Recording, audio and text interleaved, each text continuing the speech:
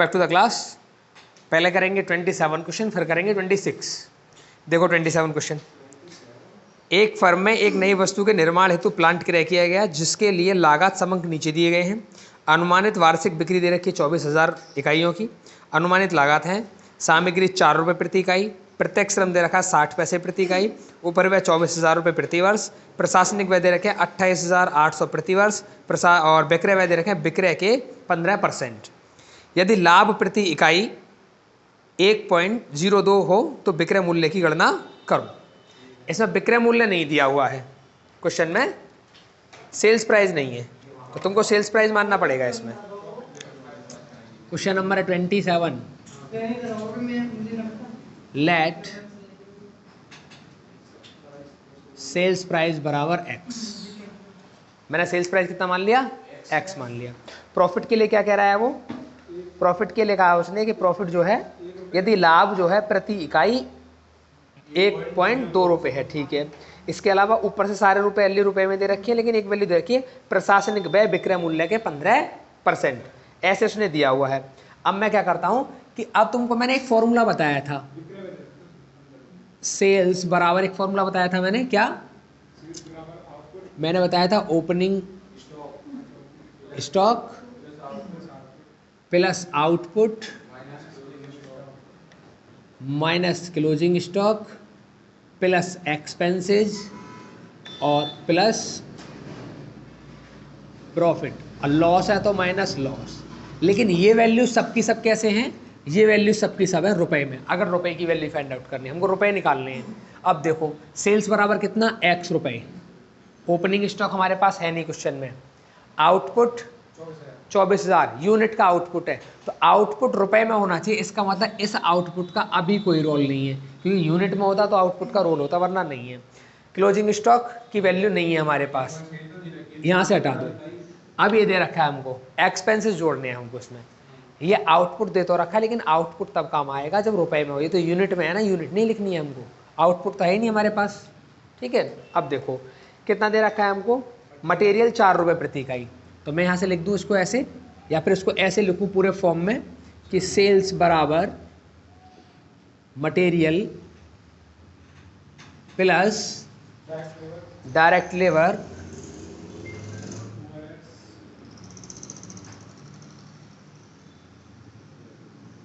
Plus overheads plus administration expenses plus selling expenses. ये value है, ठीक है। अब करना क्या? सेल्स बराबर कितनी? x। मटेरियल कितना? 4 रुपये प्रति यूनिट। प्रति प्रति चल रहा सब कुछ, प्रति प्रति रहने दो। डायरेक्ट मटेरियल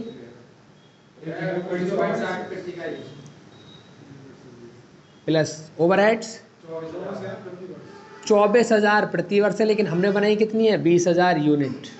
और यूनिट का भाग लगाएंगे तो पर यूनिट का अमाउंट आ जाएगा। 24,000 यूनिट ही बनाई है, प्लस एडमिनिस्ट्रेशन 28,800 रुपया डिवाइड बाई 24,000 यूनिट, प्लस विक्रय का 15। विक्रय कितनी है? x। x का कितना? 15%। यही तो x है। कर दो इसको सॉल्व।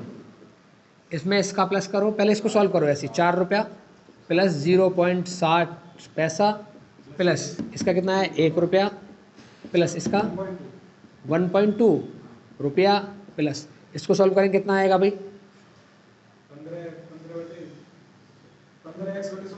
3x/20। 3x/20 कर सकते हैं इसको। एक काम करो, सीधा भाग लगा दो 15 में 100 का। तो इसको ऐसे लिखता हूँ 0.15x। अब सही है। अब देखो ये x है, x वाली संख्या को एक तरफ रखो, वो x वाली है, तो यहाँ क्या रहेगा? x माइनस 0.15x बराबर 4, 5 और एक 6, और 6 में ये जोड़ेंगे तो 6.80। इसको घटाएंगे कितना बचेगा? 0.85x बराबर 6.80 रुपया।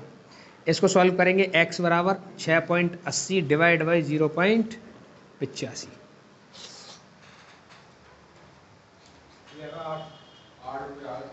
कहीं मिस्टेक हुई है, चेक करो जरा एक बार। 8 रुपये नहीं आएगा, कोई वैल्यू छूटी है हमसे। 4 रुपये प्रति इकाई मटेरियल, 60 पैसे, 24,000 प्रत्येक वर्ष, 28,800 विक्रय व्यय, 15% ऑफ सेल्स, और प्रॉफिट रह गया इसमें प्लस प्रॉफिट। कितना प्रॉफिट था? 1.02 प्लस 1.02, ये और ऐड हो जाएगा इसमें, तो कितना हो जाएगा ये? 7 रुपये। अच्छा 7.82, 7.82, यहाँ भी आएगा 7.82। करो सॉल्व। 9.2। ये आ गया 9.2 रुपये। यही सेल्स है तुम्हारी, यही पूछी उसने। ये सवाल ऐसे होगा। हाँ 26वां क्वेश्चन देखो अब। मेटल प्रोडक्ट कंपनी एक सिलाई मशीन का उत्पादन करती है जिसका विक्रय मूल्य 300 रुपये है। सामग्री की लागत में 15% तथा श्रम की लागत में 10% की वृद्धि की संभावना है। यदि केवल निम्नलिखित सूचनाएं उपलब्ध हो तो पिछले प्रतिशत के बराबर लाभ प्राप्त करने के लिए विक्रय मूल्य क्या होना चाहिए? सामग्री की लागत विक्रय लागत का 45%, श्रम की लागत विक्रय लागत का 40%, उपरिव्यय की लागत विक्रय लागत का 15%, और प्रतिशत विक्रय पर आधारित लागत होने वाली अनुमानित वृद्धि प्रतिशत सकल लाभ में 35% की कमी कर देगी। ये सबसे लास्ट की बात है। चलो देखो कैसे होगा क्वेश्चन में, ये बड़ा आसान है। हाँ लेन दिए। क्वेश्चन नंबर 26 में हमको दिया क्या क्या है? हमको इसमें सूचना जो दी है, लेकिन इन सूचना से हमको बनाना पड़ेगा पहले, है ना, स्टेटमेंट, या ऐसा बना लो कैलकुलेशन टेबल। इधर लिख लो पर्टिकुलर,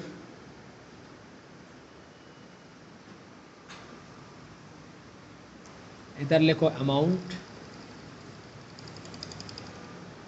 इधर लिखो इंक्रीज या डिक्रीज,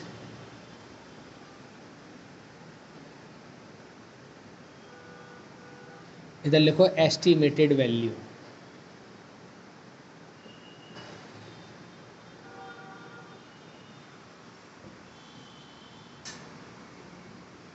अब तुमको इसमें कुछ मानना पड़ेगा। लेट कॉस्ट बराबर एक्स, सब कुछ लागत का ही है। बताओ पहले क्या दे रखा है? मटेरियल, कितना मटेरियल है?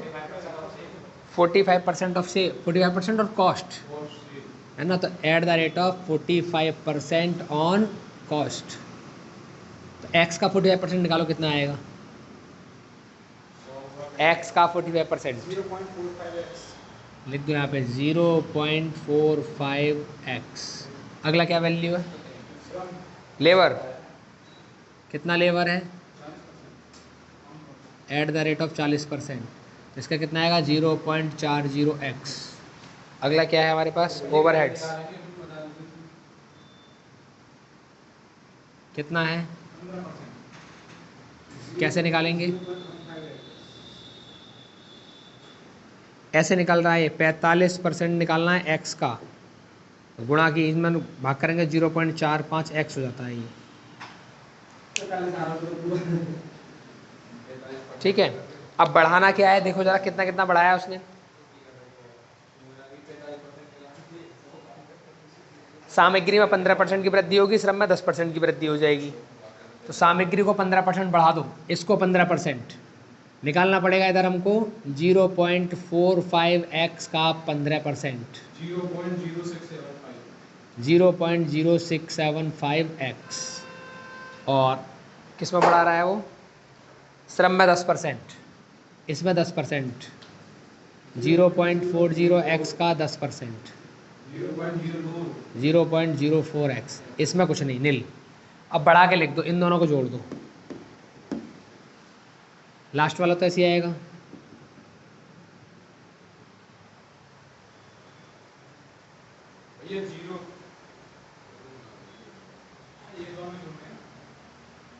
इसमें इसको जोड़ दो, इसमें इसको जोड़ दो,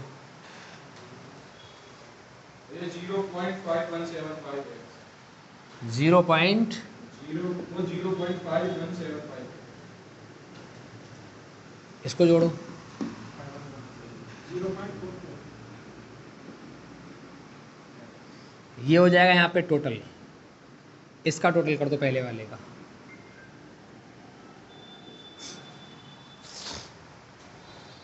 भैया 100 पहले का। 1x 0 0 ऐसे आएगा, इसका भैया 1.1075। दे नहीं रखा, 1.1। 075 ये जो कॉस्ट बनी है ना, ये कॉस्ट कुछ इंक्रीज करने की वजह से बनी है, पहले वाली कॉस्ट से ज़्यादा है। जब कॉस्ट ज़्यादा आएगी तो प्रॉफिट कम हो जाएगा। इस क्वेश्चन में सेल कितनी दे रखी है, सेल्स प्राइस है इस क्वेश्चन का कितना, 300। जब 300 में से 1x घटाओगे तो प्रॉफिट ज़्यादा होगा, लेकिन जब 300 में से 1.1075x घटाओगे तो प्रॉफिट कम हो जाएगा। ये बात समझ पा रहे हैं? लास्ट लाइन में उसने वही लिखा है, क्या लिखा है देखो जरा। प्रतिशत विक्रय पर आधारित लागत में होने वाली अनुपातिक वृद्धि प्रतिशत सकल लाभ में 35% की कमी कर देगी। कहने का मतलब है दूसरा वाला जो प्रॉफिट आएगा ना, वो पहले वाले प्रॉफिट से 35% कम होगा। दूसरा वाला प्रॉफिट पहले वाले से 35% कम, तो पहला वाला प्रॉफिट ज़्यादा है, कितना, 35%।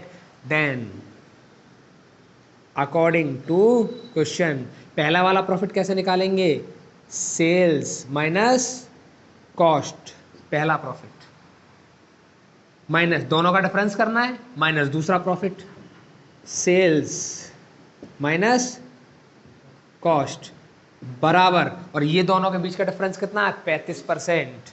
दोनों के बीच का डिफरेंस है 35%। लेकिन किसका 35%, उसने बोला है किसका 35%, देखो प्रतिशत विक्रय पर आधारित लागत में होने वाली अनुमानित वृद्धि प्रतिशत सकल लाभ में 35% की कमी कर देगी। मतलब पहले वाले लाभ का 35% कम हो जाएगा, तो multiply by sales minus cost. कौन सा, फर्स्ट वाला, ये कौन सा है, सेकंड वाला, ये कौन सा है, फर्स्ट वाला। इनको सॉल्व करेंगे अब। सेल्स कितनी है, 300, पहले का कॉस्ट कितना है, 1x, क्लियर, माइनस सेल्स कितनी है, 300, दूसरे का कॉस्ट कितना है, 1.1075x बराबर, ये कितना आ जाएगा, 35/100, और गुणा ये कितना आ जाएगा, पहले का सेल्स 300 माइनस का x, क्लियर। 1x मान लो, सिंपल x मान लो, बात एक ही है। इसको सॉल्व नहीं कर सकते, सीधा लिखना पड़ेगा 300 माइनस का x प्लस, सॉरी माइनस 300 और माइनस माइनस हो जाएगा प्लस 1.1075x बराबर, इसका भाग लेंगे कितना आएगा, 0.35, और गुणा रहेगी 300 माइनस का 1x, क्लियर। अभी नहीं काटना है किसी को। 300 minus x minus 300 plus 1.1075x बराबर, इसकी गुणा करो एक बार इसमें और एक बार इसमें, 105। पहले का आ गया 105 माइनस 0.35x। संख्याओं को एक तरफ रखो, x की वैल्यू एक तरफ, ये संख्या है, x छोड़ दो यहीं पे, माइनस का x, ये संख्या है इसको रहने दो, प्लस ये कितना है 1.1075x, इधर से x ले आओ, प्लस का हो जाए कितना 0.35x, सारे x एक तरफ कर दिए। अब सारी वैल्यू इधर कितना बचा हुआ है 105, ये प्लस की है माइनस में जाएगी, माइनस का 300, ये माइनस का प्लस में जाएगा प्लस, और कुछ वैल्यू बची नहीं। अब देखो 300 से 300 खत्म, इधर क्या होगा, ये माइनस x है, देखो ये माइनस का है, ये प्लस का है, ये भी प्लस का है, तो इन दोनों प्लस प्लस के को जोड़ दो पहले। 1.1075 में 0.4575 ये हो जाएगा माइनस एक्स प्लस 1.4575x बराबर कितना हो जाएगा 105। इसमें से इसको घटा दो, एक x है ना ये, तो कितना बचेगा 0.4575x बराबर 105। इसको आगे सॉल्व करेंगे तो x बराबर कितना आ जाएगा 105 डिवाइड बाय 0.4575।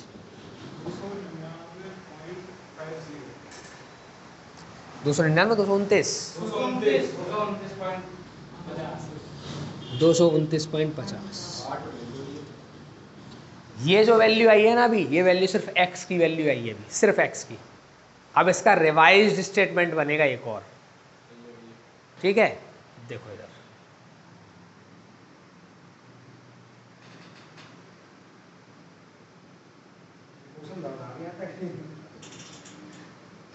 अभी नहीं हुआ ये,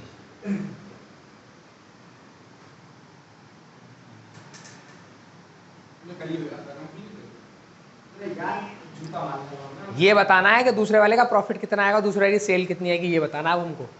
डायरेक्ट भी बता सकते हैं, ये x है, इसकी गुणा डायरेक्ट इसमें कर दो, आ गया आंसर। लेकिन हमको तो सेटअप करके दिखाना है ना उसको, कैसे सेटअप करेंगे। देखो मटेरियल कितना है, ये रहा 0.5175x, और x की वैल्यू तो पता है, ये वाली गुणा कर दो इसमें।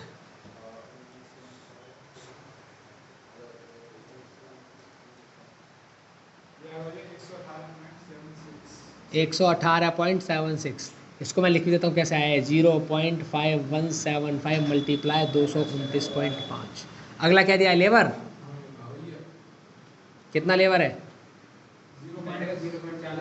0.44x। इसको ऐसे लिखेंगे 0.44 मल्टीप्लाई 229.5, 100.99।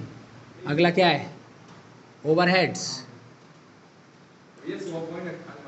कोई बात नहीं, ये कितना है 0.15x। इसका मतलब क्या है, 0.15 मल्टीप्लाई 229.5 कर दो गुणा। ठीक है, और तो नहीं है ना कोई, बना दो इसको टोटल कॉस्ट।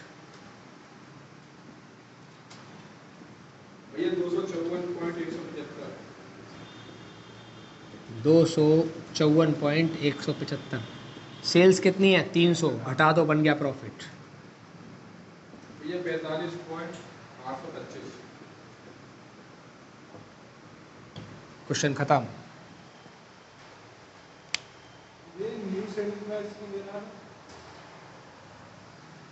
कुछ मिस्टेक हुई है क्या, वो न्यू सेलिंग प्राइस का है। कोई बात नहीं, देख लेते हैं अभी, देखते हैं अभी, देखते हैं, एक मिनट रुक जाओ बस, देखते हैं अभी।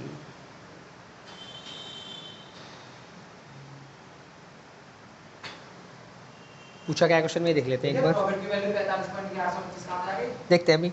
अच्छा, इसने बोला यदि केवल निम्नलिखित सूचना उपलब्ध है तो पिछले प्रतिशत के बराबर लाभ प्राप्त करना। अच्छा, पिछले प्रतिशत के बराबर लाभ प्राप्त करना है, जितना पहले परसेंट हुआ है प्रॉफिट लास्ट ईयर के जैसा। अब यहाँ देखना पड़ेगा यहाँ कितना प्रॉफिट है हमें।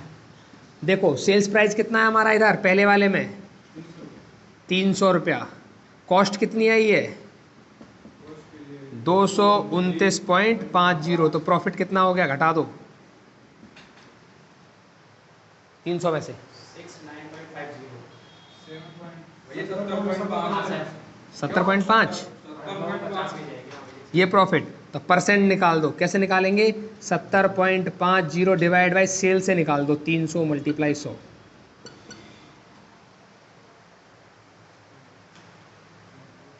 ये 23.5 और कॉस्ट से निकालो, 70.50 डिवाइड बाई 229.50 मल्टीप्लाई 100। भैया 161.79। अरे गलत कर दिया भैया,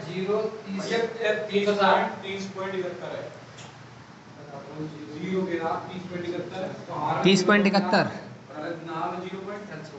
तो यहाँ लिख दो प्रॉफिट बराबर at the rate of 30.71% on sales on cost. इसका निकाल दो 30.71, ऑन सेल है ऑन कॉस्ट है। इसका निकालो 30.71। हाँ 78.057। राउंड ऑफ की वजह से एक आध पैसे का अंतर हो सकता है। ये सेल्स प्राइस है, दूसरा वाला 332.232। चेक करो। तो 32 रुपए में 23 232 हाँ वो तो 32 ठीक है, आगे बात समझ में नहीं आई, बताओ।